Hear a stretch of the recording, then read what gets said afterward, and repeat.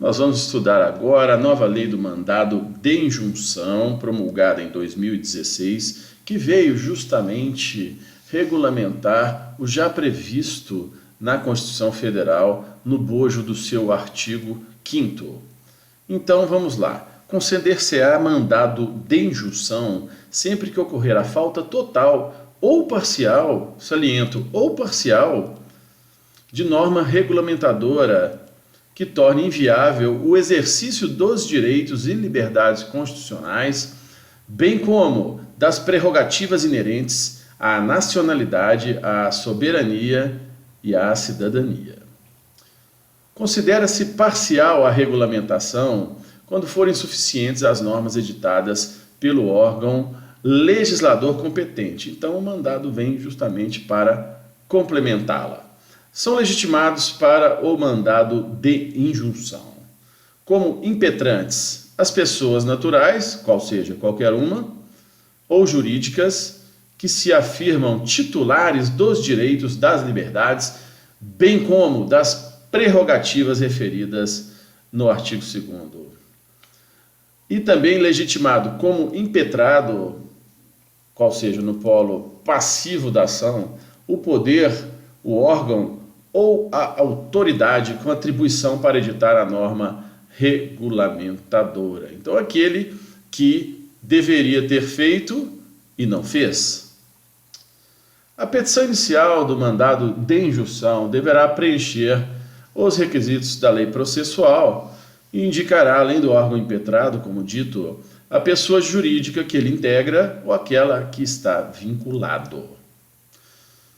Quando não for transmitida por meio eletrônico, a petição inicial do mandado de injunção, bem como seus documentos instrutórios, serão acompanhados de tantas vias quanto forem impetrados. Quando o documento necessário à prova do legado encontrar-se em repartição ou estabelecimento público, em poder de autoridade ou de terceiro, havendo recusa em fornecê-lo por certidão ou em cópia, será ordenada a pedido do impetrante a exibição do documento. Então, o impetrante já cita na inicial do mandado de injunção que o documento está de posse da repartição pública, especifica a repartição, que foi negado para ele essa concessão do referido documento. No prazo de 10 dias, quando intimado pelo juiz, deverá o referido órgão anexar o documento.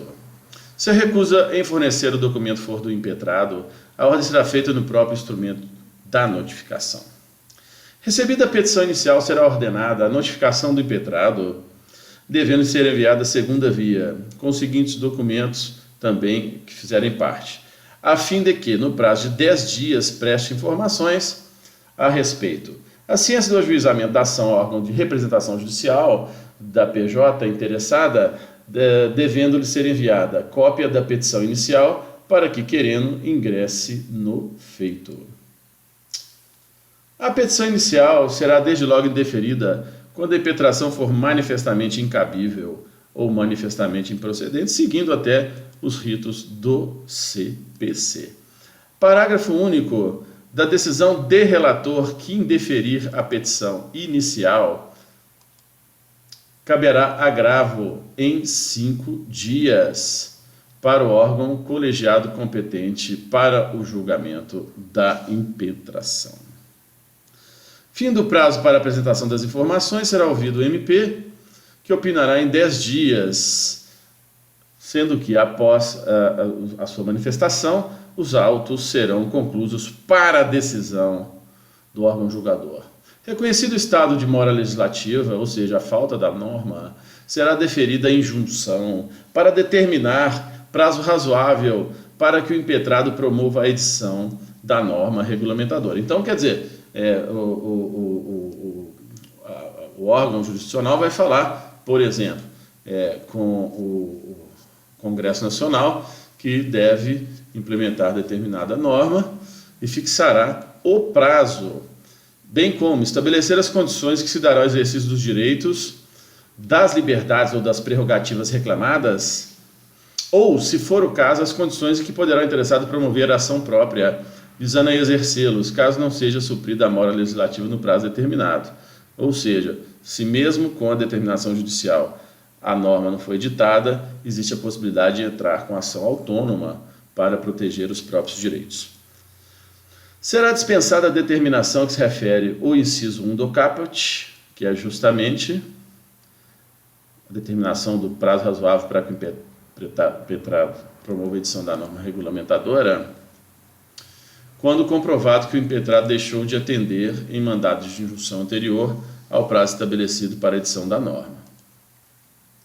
A decisão terá eficácia subjetiva, e aqui eu vou até aumentar um pouquinho, limitada às partes, interpartes. Vou salientar, limitada às partes, interpartes, e produzirá efeitos até o advento da norma regulamentadora. Então, quer dizer, se aquele órgão que deveria editar a norma não fazê-lo no prazo determinado judicialmente, então haverá a ação autônoma, e a decisão dessa ação autônoma promoverá uma eficácia apenas limitada àquelas partes, não é, interessadas, e produzirá efeitos assim, a fim de garantir esse direito nesse ínterim até o advento da promulgação da norma regulamentadora.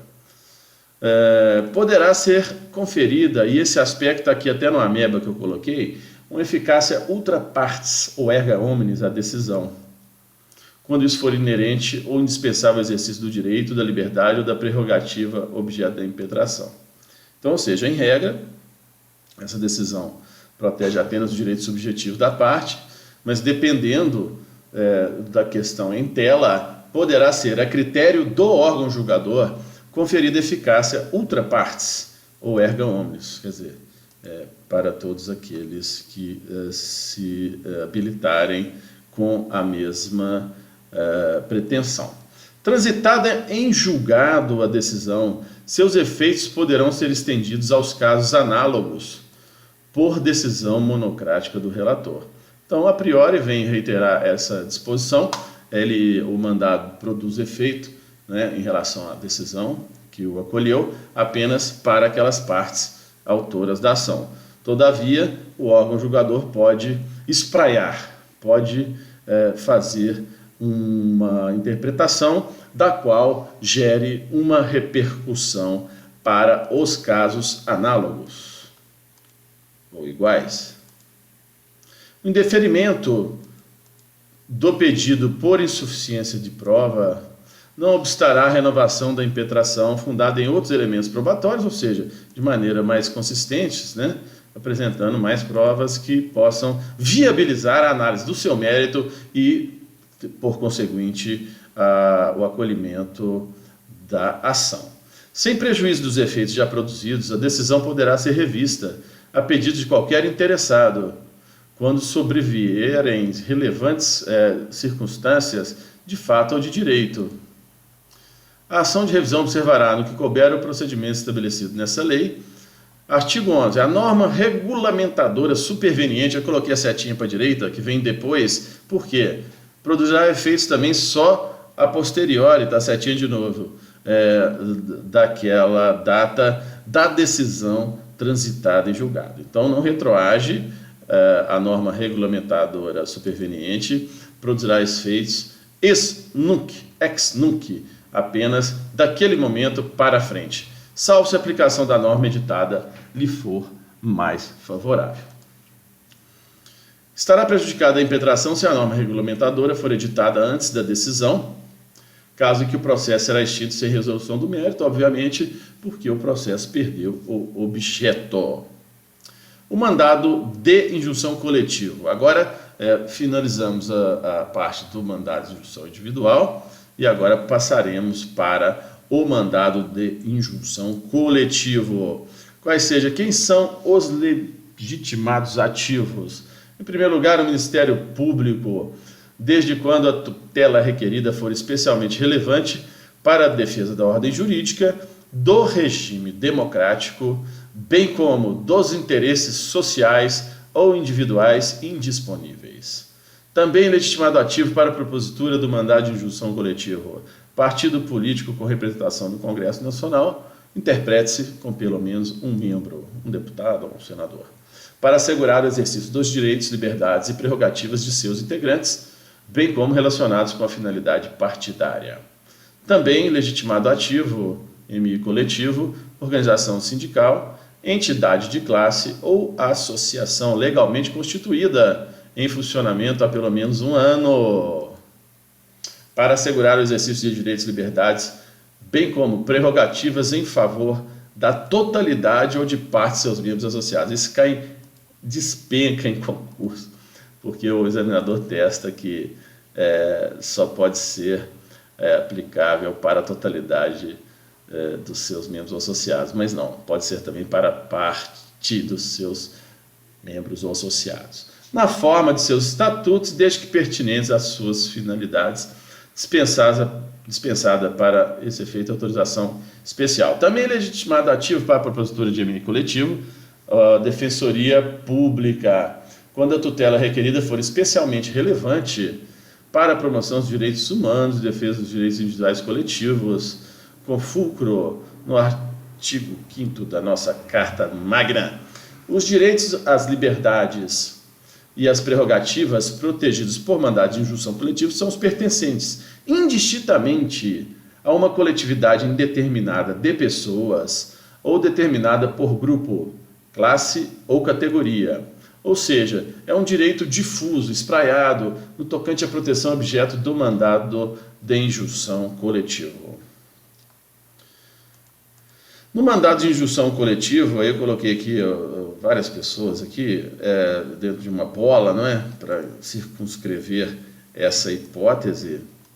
A sentença fará coisa julgada, limitadamente, aí circunscrito a bola, as pessoas integrantes da coletividade, do grupo, da classe ou da categoria, substituídos pelo impetrante. O mandado de injunção coletivo não induz litispendência em relação aos individuais. Eu até grifei, vou repetir. O mandado de injunção coletivo não induz litispendência em relação aos individuais. Mas, porém, entretanto, contudo, todavia, os efeitos da coisa julgada não beneficiarão o impetrante que não requerer a desistência da demanda individual no prazo de 30 dias, a contar da ciência comprovada da impetração coletiva. Aplique subsidiariamente ao mandado de injunção as normas do mandado de segurança e do Código de Processo Civil, justamente subsidiariamente naquilo que não dispuser expressamente essa lei. Entrou em vigor em 23 de junho de 2016. Então finalizamos essa apresentação e para aqueles que desejarem o mapa mental completo em HD dessa apresentação, estará disponível para os interessados, basta seguir as instruções abaixo. Então, desejando ter atendido a contento, bons estudos para todos.